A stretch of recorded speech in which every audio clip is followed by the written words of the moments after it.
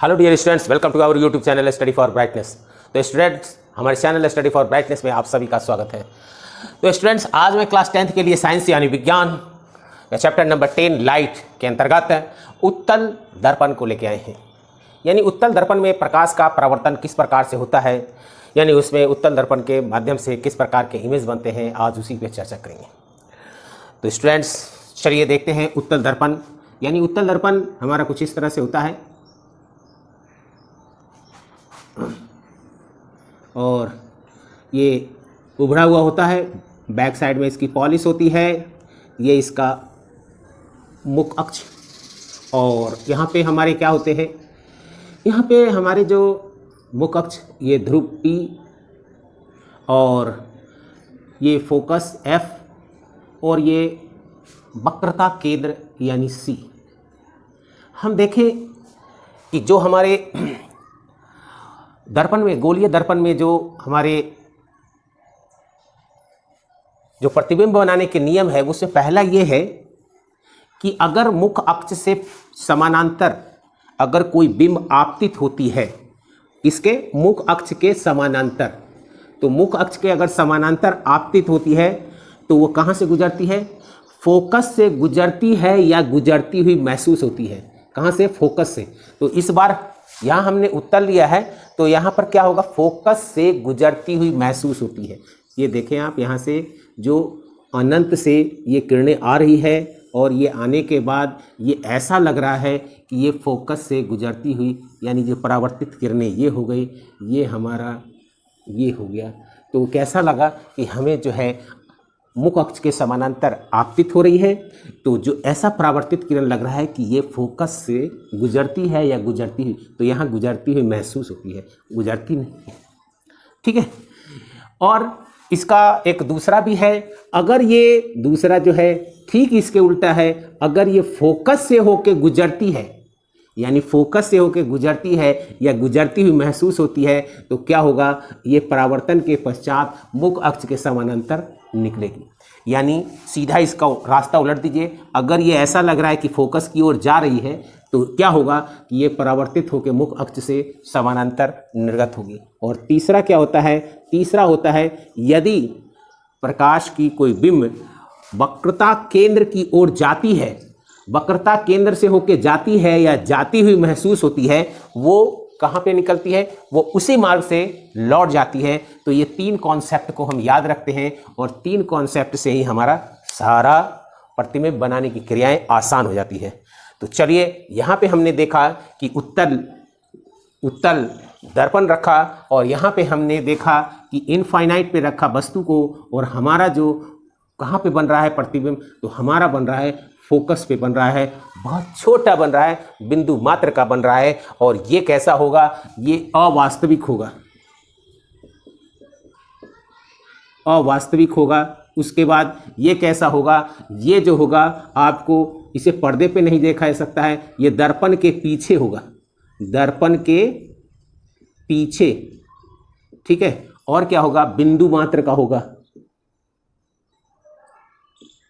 मतलब बहुत ही छोटा बिंदु मात्र का होगा। ये हो गए। अब यहाँ पर जो है, अब हम देखते हैं कि अनंत पे तो देख लिया वो कहाँ बना, फोकस में बना। अब हम देखते हैं कि और जगह पे रखने पे कहाँ बनेगा, और पैरामीटर्स जो है हमारे पास, उस पैरामीटर्स पे रखने पे कहाँ बनेगा। यहाँ पे हम देखें कि यहाँ पे हमने कई पैरामीटर्स हैं, तो अब जो है हम उसका इस्तेमाल करेंगे। और ये हमारा उत्तल दर्पण हो गया, और ये हमारा क्या है, मुख अक्ष है। ये हमारा क्या है, फोकस है, F। ये क्या है, C यानी कि वक्रता केंद्र, वक्रता केंद्र यानी R। ये क्या है हमारा, P क्या है, फोकस। अब यहाँ पे हमने क्या किया, यहाँ पर हमने इस पे क्या किया, वस्तु को अब कहीं भी रखा। यानी इनफाइनाइट पर तो हमने देख लिया कि इनफाइनाइट पे रखने पे कहाँ पे बनती है, ये हमारा बनता है फोकस पे। अब हम यानी C के बाहर या C पे या C के अंदर कहीं पे भी रखा, तब की स्थिति में देख रहा हूँ, ये देखिए ये हमारा क्या है, ये हमारा आपतित किरण हो गई, यहाँ से निकलने वाली आपतित किरण हो गई। और ये किरणें जो है ये कैसी जा रही है, मुख अक्ष के समानांतर जा रही है। और जब समानांतर जाएगी तो हमने पढ़ा था कि जो समानांतर जाती है वो फोकस से आती हुई महसूस होती है। तो यहाँ देखें, ये फोकस से आती हुई महसूस होगी कुछ इस तरह से, कुछ इस तरह से, और ये यहाँ से निकल जाएगी। क्लियर, ये चीज़ आप जान लिए। अब उसके बाद दूसरी जो किरणें हैं वो मैंने कहा था अगर सी से जाती है तो सी से ही आती हुई महसूस होती है। तो यहाँ से देखें, हमने एक सी की ओर जा रही है और ये सी की ओर यहाँ से ये देखें,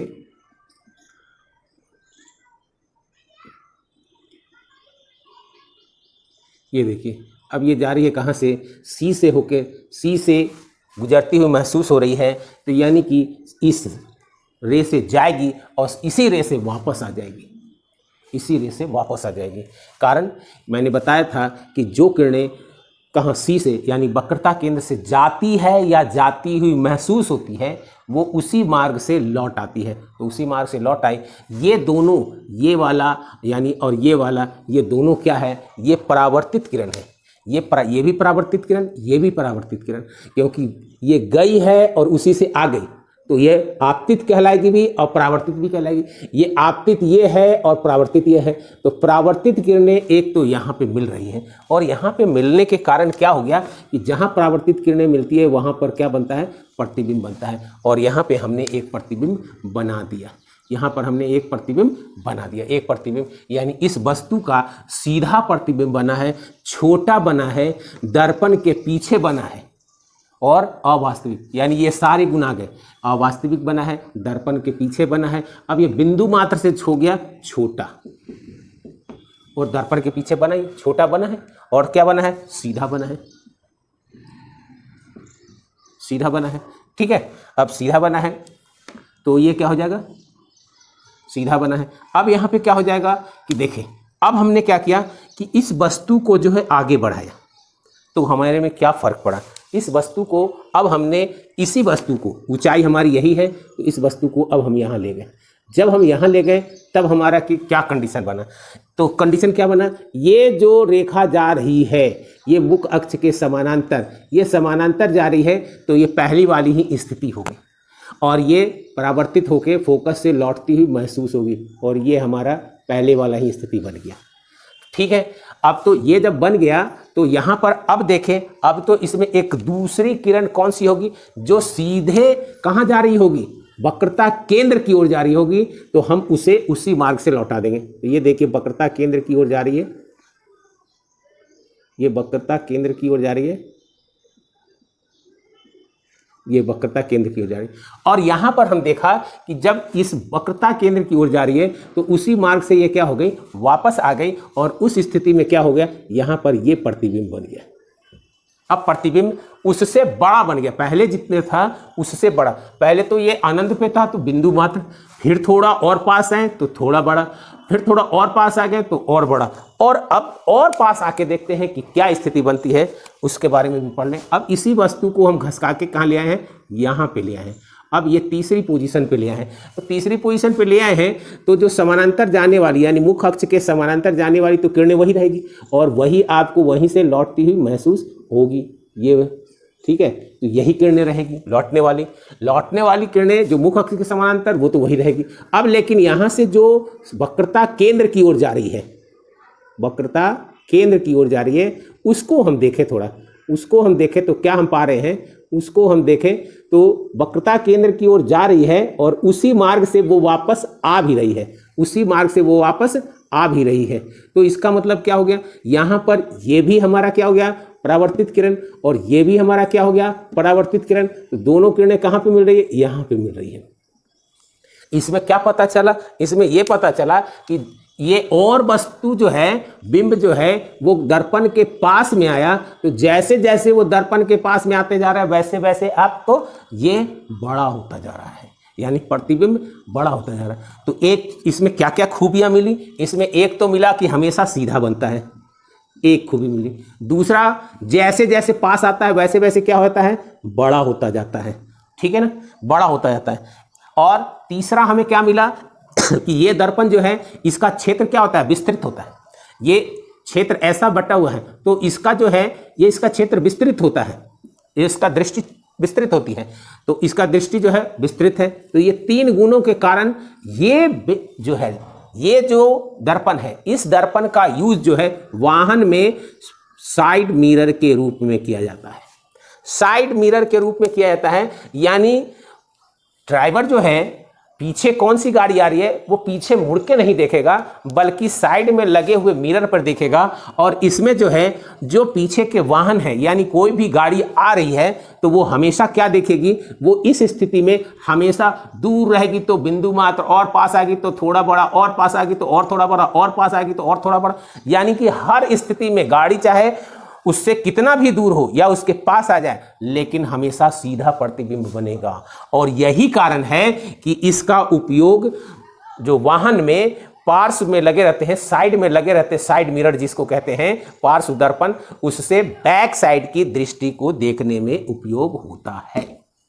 क्योंकि इससे इसकी तो एक रेंज बड़ी होती है, दूसरे इसमें वाहन कहीं पर भी हो, वाहन हमेशा सीधी दिखेगी, और जैसे जैसे वो दर्पण के यानी आपके गाड़ी के पास आते जाएगा वैसे वैसे उसका जो है प्रतिबिंब क्या हो जाएगा, बड़ा बनता जाएगा। इसलिए इसका मुख्य जो है उपयोग साइड मिरर में किया जाता है। तो इस प्रकार से अब आप समझ में आ चुका होगा कि साइड मिरर इस उत्तल लेंस का, उत्तल दर्पण का क्यों बनाया जाता है, समतल या अवतल का क्यों नहीं बनाया जाता है। तो मैं समझता हूं कि ये वीडियो आपको पसंद आया होगा। अगर पसंद आया है तो आप इसे लाइक करें, अपने दोस्तों में शेयर करें, और हमारे चैनल को अगर अब तक आपने सब्सक्राइब नहीं किया है तो प्लीज़ सब्सक्राइब करें और उसके पास के बेल आइकन को प्रेस करें, ताकि आपको हमारा सारा नोटिफिकेशन मिल सके और हम आपके साथ अपडेट होते रहें। तो thank you for watching this video. Thanks once again.